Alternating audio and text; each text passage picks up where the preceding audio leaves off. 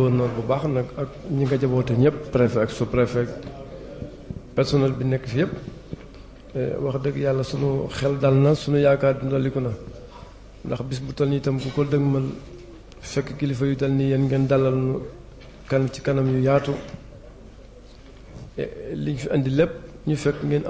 am bu yu ëpp yi ñu andi ci ku dëgmal bis yonent bi sallallahu alayhi wasallam xelam dana dal yaakaar dana dolli ko waaye li ma waxoon léegi rek ci commencement bi mooy point yi ñu bëgg a jàngat yépp point la yoo xam ne sëriñ bi moo ko tënk ëmb ko jox na ko ñu jox ko coordinateur muy loo xam ne nii yella na ca dëkk ba yell na ci njaboot ga gàmmu gi laaj na ko te it nag li olof yi naa lu sa luppi ndey lax-lax ca ngay toog loolu moo ci nekk ñun lu ñu ëmb ci ay jàngat rek ci góornóor lañ koy indi ndax moo nu nekkal fii ci région bi moo fi suñu kilifa moo nu jaboote kon góornóor bis baa ngi noonu sëriñ ci na ba dëgmal ko di ci yaakaar di ci teeru taalibe yu bari ak muxaddam yu bari ak pèlerin yu bari muy bisu yonent bi sallallahu alayhi wasallam mi nga xam ne nii moom la borom bi subhanahu wa ta'ala ne woon kuntum tuhibbuuna llaaha fattabi'uuni yuhbibkumullaah yéen ñëpp sama cofeel ci yéen maa ngi koy natt ci seen taxawaay ci yonent bi sallallahu alayhi wasallam kenn ku ne cofeel nga xam ci borom bi subhanahu wa ta'ala yàlla nga koy natt ci sa taxawaay ci yonent bi sallallahu alayhi wasallam kon bu ngeen taxawal ngeen sëriñ bi waaye taxawal ngeen seen bopp ndax ñun ñëpp mooy sunu yonent sallallahu alayhi wasallam kon ñuy ñaan rek ñu bis bi nu àgg ceeg jàmm dugg ceeg bismillaahi rahim àggali ci génn ceeg alhamdulilah alamin ñaan yi ci ñaan yépp nag sëriñ bi li mu ci jiital mooy ñaanal réew mi jàmm Sénégal am jàmm Sénégal am naataange Sénégal am barke Sénégal am sutura président de la République am ko ak ñim jaboote ñëpp ba fi mu bëgg àggale réew mi yéene yooyu yàlla àggale ko te loolu noo ko bokk kon ñu ngi sant bu baax di am xel mu dal ak yaakaar jolli ko di wax ne ni nga santal nga soññal ñu chef de service yi ba am na liggéey yu bari yoo xam ne day tardé ndax dinañ dem ba am ñaari fan avant gàmm wala ñetti fan avant gàmm ñuy liggéey ak ñun te gàmm gi commencé loolu tam di indi xat-xat ci biir organisation yi kon kàddu yooyu rek lañ ci doon dugal di ñaan ñu teewaat fi ci jàmm 2016 di waxtaane gàmmu 2016 kenn bana manqué yàlla dolli sutura ak teraanga ci daraja yonent bi alayhi salaatu wasalaam.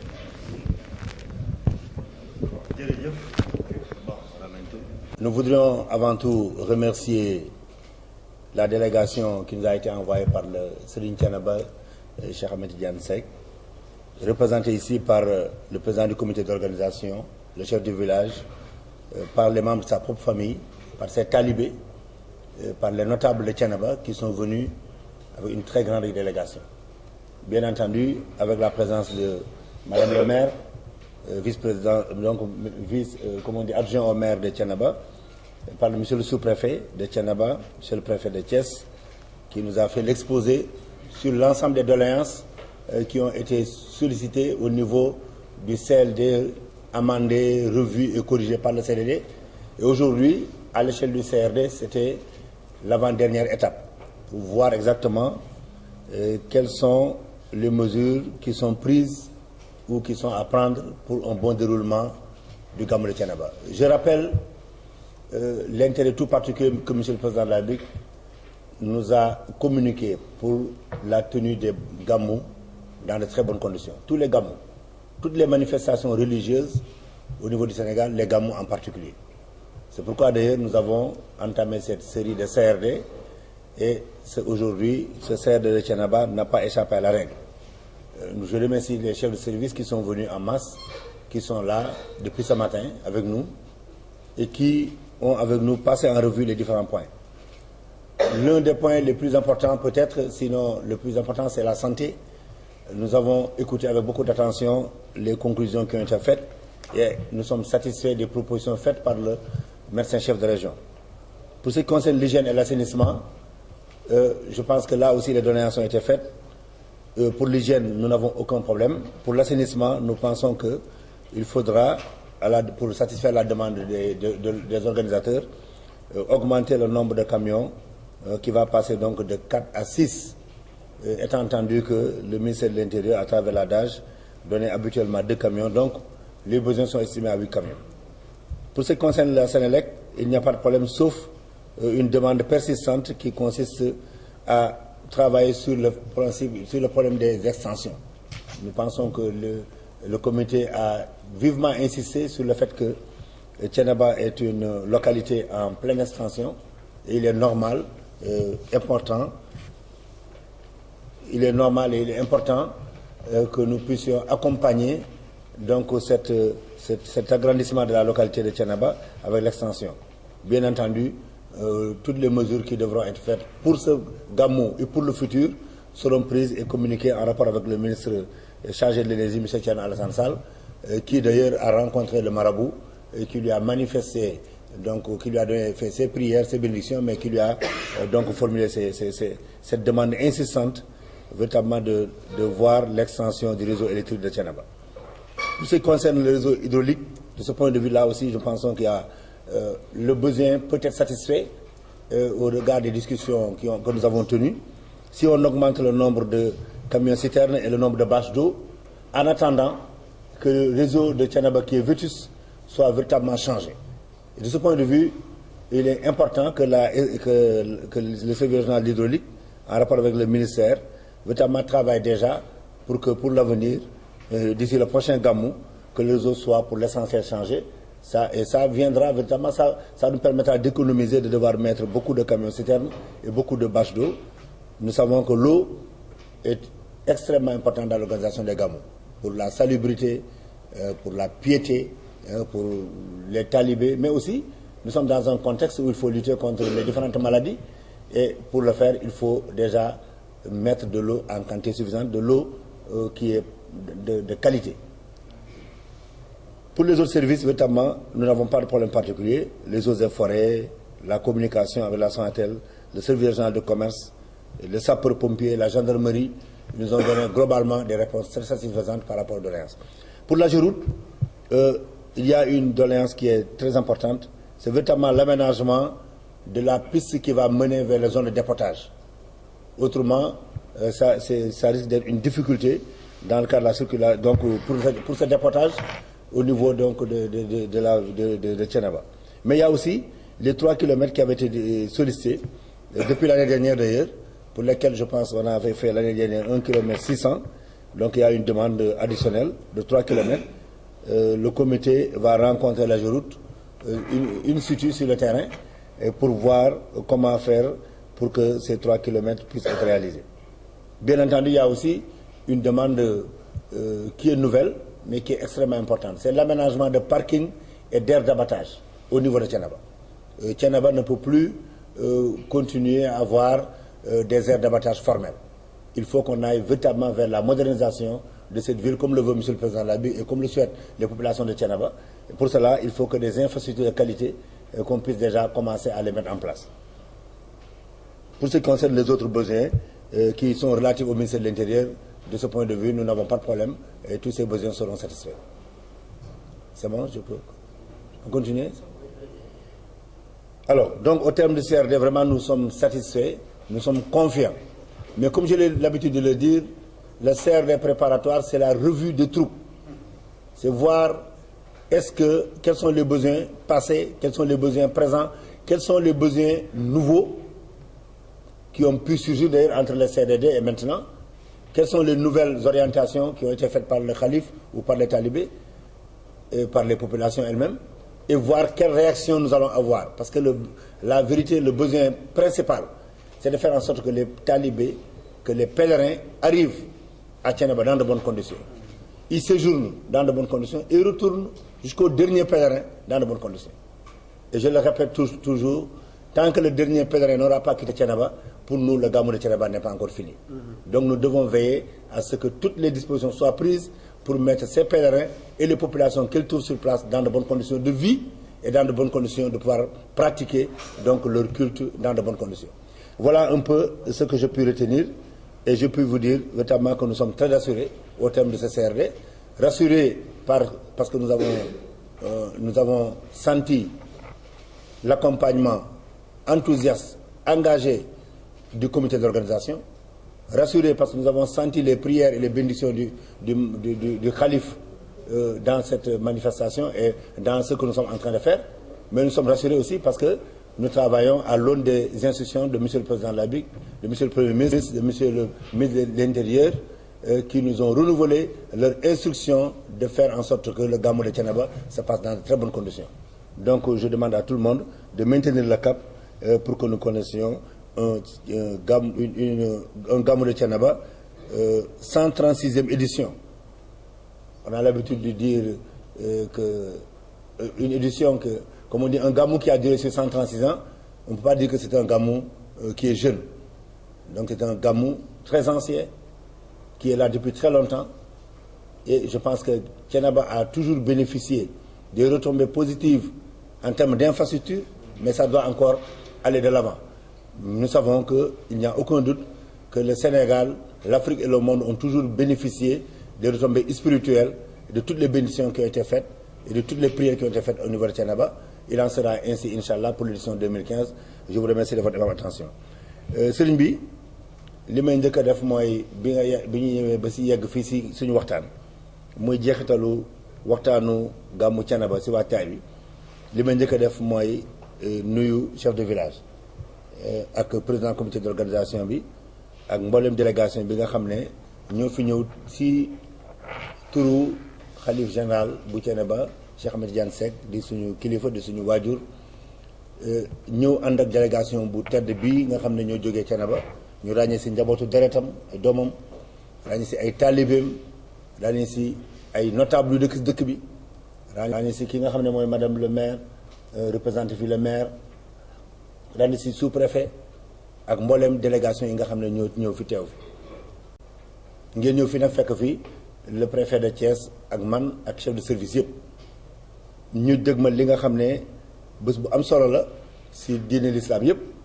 waaye am solo si Sénégal am solo si Thiénaba muy gàmmu Thiénaba wolof day wax nag lu yàgg dëgg la 136e édition mooy téeméer ak fanweer ak juróom-benn édition ku ko organiser si xew xam nañ ne xew boobu lu ñu yàgg def la te xam nañ tam ñu koy def lu ñu bëgg a def la lu ñu farlu la lu ñu am cawarte la waaye lu leen soxal la ndax nag nit yi lu ko soxal lu ko soxalul mën na ko def téeméeri yoon ak fanweer ak juróom-benn waaye nag président la bi Macky Sall daf ñu sant ne ñu nañu fexe ba li nga xam ne moom bi mu engagé woo si jàppale kër diine yëpp si ñu suppali xar kanamu dëkk yi déjà parce que suppali xar kanamu dëkk yi mooy fexe ba moderniser dëkk yi ndax dëkk yi ay njaboot ñoo fa nekk te ñi fa nekk ay Sénégal lañu ay doomu réew mi lañu ñu nekk foofu nekk si wetu sëñ bi waaye di liggéey si réew mi ñii di bay ñii di sàmm ñii di napp bu waxtu bu gàmmu yi jotee ñoom ñooy dalal gan yi moo tax président la bi ne ñooñu fa toog war nañ leen jàppale si seen nekkin fi fa ñu nekk ba lépp loo xam ne mu ngi si taax yi loolu fekk leen foofu yelloon nañ ko président la bi yéene leen ko sant nañ ko ñun chef de service yi ku nekk si ñun war na taxaw fexe ba li nga xam ne si wàllu infrastructure bu mu munti doon ñu fexe ba mu yemb si dëkk yooyu ñu def ko ngir jëmm kilifa yi fa nekk waaye def ko tam ngir jëmm population yi nga xam ne dañ faa toog moo tax loolu ñu dañuy dëñ si di si insister bu ñu si insister nag dañuy wax ne bu gàmmu gi ñëwee gàmmu gi day nekk mën naa wax buntu pour ñu def loolu waaye même bu gàmmu gi weesoo li nga xam ne tàmbale woon nañ ko si liggéey dañu ko war a yeggale loolu mooy tax bu déwénee ñu sumb beneen liggéey boobu féete boor loolu ñu ngi siy ñaax ñëpp ku tàmbali yoon bi jeexul bu gàmmu gi jeexee nga yeggali ko ku tàmbali leneen bu loolu jeexul bu gàmmu gi weesoo nga yeggali ko loolu mooy tax ëllëg ak yeneen bu déwénee ñu mën def leneen dëkk bi di màgg infrastructure yi màgg méngoo ak màggaayu dëkk bi si wàllu population loolu mooy tax yenn quartier yi nga xam ne dañuy toog ba dëkk bi màgg lool fekk am quartier yu amul ndox wala am quartier yu amul courant wala am quartier yu amul yoon loolu bu ñu ko bëggee dabu day xaw a jafe mais bu fekkee dañu def ne bu ñu defee saa bu dëkk bi màggee rek ñun tam ñu am lu ñu si jot a def mën naa wax daanu dajul suuf waaye bu yàggee dëkk bi boo gis di nga gis loo xam ne di si am lu si soppali loolu moo tax ñu ngi insister bu baax a baax di am xel bu dal nag si li ñu fi dégg chef de service yi si wàllu yi nga xam ne wax nañu ko yëpp si wàllu wér-gu-yaram si wàllu hygiène Sénélec hydraulique eaux et forêts commerce sapeur pompier gendarmerie maanaam sécurité lépp loo xam ne day tax mbir mi yemb point yooyu yëpp mën naa wax ne wax nañu suñu xel benn point wala ñaar moo xam ne yoo xam ne xaw nañ si am tuuti lu ñu lënt te incha allah xam ne bu jokkook seen i kilifa jokkook li nga xam ne mooy ministre yi yor mbir mi dinañ si trouver ay solution mooy bu si njëkk wàllu ONAS bëgg nañu ñu yokk nombre de camions yi ndax nag bu fekkee ne ñoom dañu doon demander 6 ñu jox leen 4 ren ñu demander 8 bëgg nañu jox leen li ñu doon demander bu ñu leen ko joxee plus li si ministère de l'intérieur doon yokk bu ñu ko amee incha allah loolu wàllu boobu dina féete boor. beneen bi mooy wàllu ndox mi ku wax nag gàmmu wax ndaje wax ndox bu doy am na benn kilifa diine bu ma mës a wax bu ñu waxee gàmmu ndox moo tax bu ndox mi yembee courant am sécurité am rek mën naa wax gàmmu gi taxoon ñett yooyu nag benn bu si manqué rek mën naa wax gàmmu gi am na jafe-jafe donc moo tax ñu ngi insister si wàllu ndox mi waaye loolu tam am nañ si xel bu dal incha allah gannaaw bi nga xam ne forage yaa nga fa ak yëpp réseau bi nga xam ne moom màgget buñ ko yeesalee rek Thiénaba dafa am problème ndox waaye en attendant waa hydraulique dañu fexe ba ñu yokk nombre bâche d'eau yi yokk nombre camion citerne yi 13 la woon daaw bu ñu ñëwee 15 bu fekkee mën na def lu ko ëpp sax si année transitoire bi nga xam ne année ren bi la incha allah bu ñu ko defee dañ si gën a am lu ñu bëgg. beneen point bi mooy Ageroute ñu ngi insister si ñu defar li nga xam ne mooy tëli yi nga xam ne ñoom lañ leen laaj li ñu si leen laaj bëriwul ay 2-3 kilomètres la xam nañ ne tëli dafa cher goudron dafa cher piste dafa cher waaye nag lu mënta ñàkk il faut que ñu laajte ko bu fekkee dañoo bëgg def benn aire de déportage nit ñi di fa tuuri bout de vidange yi bu fekkee ne yoon bu jëm foofu amul gars yi fa war a tuur duñu fa dem tuuri donc loolu tamit il faut que mesure d'accompagnement la incha allah il faut que ñu jël disposition yi si wàllu boobu aire d'abattage bi aussi ak parking fi oto yi war a taxaw bu dul loolu bu oto yi ñëwee pënd bi poussière bi lépp jaxasoo loolu tamit defe naa ne bëgg nañu lu ëpp loolu ñuy ñëw si cérémonie officielle bi bëgg nañu ni ko sëñ Thiénaba di defee ni ko taalib bi defee sañse ba rafet taxaw bu ñëwee bëgguñu poussière bi jóg ñii ku nekk di laqatu ñii ñëw et cetera moo tax ñu bëgg ñu defal leen parking yu baax yu yemb yu mucc ayib bu ñu leen defaree parking yu mel noonu defaral leen li nga xam ne mooy aire d'abattage pour jur gi fi ñu koy loree pour des questions de sécurité et des questions d'hygiène bu boobaa incha allah mën nañu wax ne pour édition 2015 bi def nañ jéego bu am solo ñun nag si suñu wàllu bopp vraiment ñu ngi engagé wu personnellement veiller à ce que édition 2015 bi am succès au regard de li nga xam ne wax nañ ko fi yëpp si réunion bi waaye am nañ si njort bu rafet ne gannaaw bi ñu amee ñaanu sëriñ bi am suñu ndigalu kilifa que incha allah muy le président de la République muy le premier ministre Mohamed Ben Abdallah Dionne ak le ministre de l'intérieur que incha allah édition 2015 bi incha allah dina nekk succès loolu mooy li nga xam ne bëggoon naa ko wax di gërëm ñëpp di sant ñëpp wasalaam la séance est levée. sa xarit sa mbokk toogoon fi toogaay bu jekk du gouverneur Mouhamed Fall moo daan def suñu tolloo fii mu ne ma Pape Mor ubbil gàmmu gi ci yonent bi la ñu nekkoon moom lañ doon liggéeyal ba la ñu fay jógee commencé gàmmu Thiénaba loolu dañ ko fi daan def ñi fi daan teew ñëpp daan nañ ko fi miin du jël lu bari incha allah peut-être benn minute. lu Mouhamed doon laaj. nee na lu Mouhamed doon laaj. nee na Ahmadou daf koy laaj ba léegi daf koy bëgg. kon képp ku ci aw rek salaatu ala nabi bi yàlla nay sa jox ci yonent bi di sa tàbbiyee ci moom di faju aajo ci wér ak zahir ak baatin dañuy jàng rek ñaari bayt yi nga xam ni moom la sëriñ bi jeexale gàmmu gi ñun ñu ubbeeku gàmmu gi la ci nekk lépp ci njariñ yàlla ko yàlla sotti ci réew mi sotti ko ci suñu région bii di Thiès gouverneur nga dal ci jàmm yàgg ñi lay jàppale sëriñ bi am jàmm taalibe yi am jàmm yàlla na ko yàlla defal ci barke sang bi Seydina Muhammad sallallahu alayhi wa sallam allahumma salli ala muhammadin sidil bashar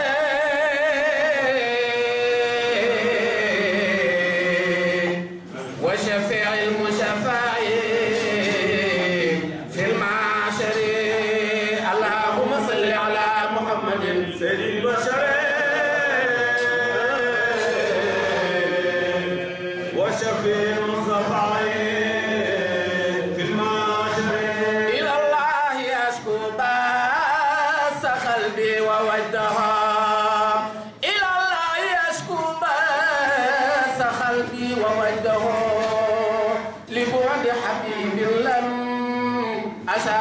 بعده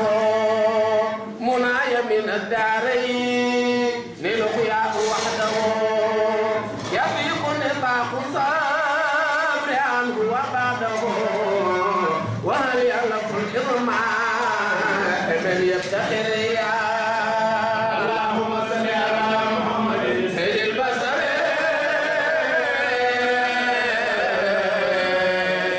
وشفيع المشفع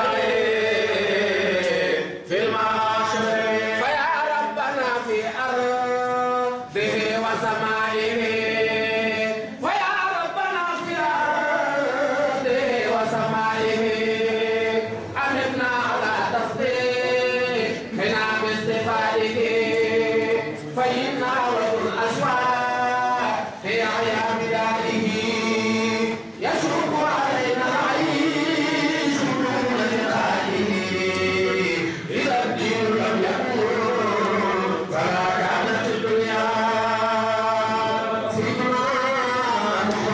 sutura